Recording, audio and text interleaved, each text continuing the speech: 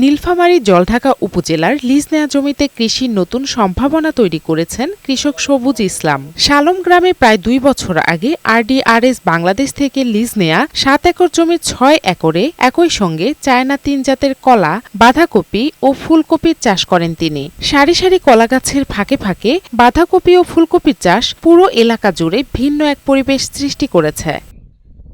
এই প্রকল্পে এখন পর্যন্ত তার ব্যয় হয়েছে প্রায় ১০ লাখ টাকা। রোগবালাই ও প্রাকৃতিক দুর্যোগ না হলে ভালো লাভের সম্ভাবনা দেখছেন এই কৃষক। বাঁধাকপি ও ফুলকপি বিক্রি করে ১০ লাখ টাকার বেশি এবং কলা বিক্রি করে ২০ লাখ টাকা আয় করার আশা তার। আমার খরচ মোটামুটি প্রায় ১০ লক্ষর মতন। ৮০,০০০ কপির গাছ লাগা আছে, তাতে আশা করা যায় আমি খরচের টাকাটা এইখান থেকেই পাইতে পারি।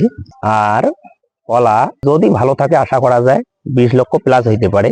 আধুনিক ও সমন্বিত চাষাবাদের সফলতায় অনেকেই এখন এই উদ্যোক্তার কাছে এ ধরনের কৃষি ব্যবস্থাপনা কৌশল শিখতে আগ্রহী। এখানে অনেকেই আসতেছে, দেখতেছে, তারা উদ্বুদ্ধ হচ্ছে যে কিভাবে কলা চাষ করা যায় এবং কফি চাষ করা যায়। আমি নিজে দেখেও একটা ইন্সপায়ার হয়েছি যে এখানে একটা ভালো একটা প্রদর্শনী যেখানে লাভবান হওয়া সম্ভব। এদেরকে দেখে আমরা শিখবো এবং এই এলাকায় অনেকের ধরেন কর্মসংস্থানও ব্যবস্থা হয়েছে। সঠিক পরিকল্পনা ও প্রযুক্তির ব্যবহার নিশ্চিত হলে এ ধরনের সমন্বিত কৃষি হতে পারে টেকসই উন্নয়নের অন্যতম প্রধান মাধ্যম। জান্নাতুল ফিরদাউস কণা, বৈশাখী সংবাদ।